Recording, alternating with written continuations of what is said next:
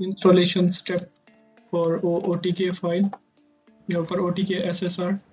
As you could see, the solution kit is installed. Now we should do one final step, that is to install certificate for this gateway. As you could see, there is no gateway here. I'm clicking on add. Then I need to provide the URL of my gateway. So here I'm provided my gateway URL. Then I click next. It has picked the certificate.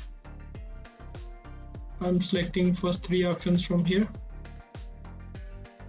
Then I'm selecting trust anchor. It's added. As you could see, certificate for this gateway is added. Now I can go to access this OAuth manager for this gateway.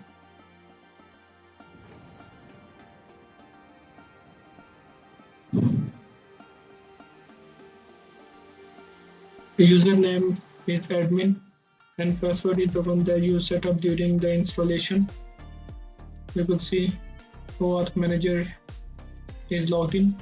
Next step is to check clients page.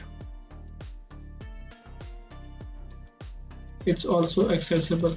That's all for this video. Now our OTK installation is successful and we are able to access OAuth manager.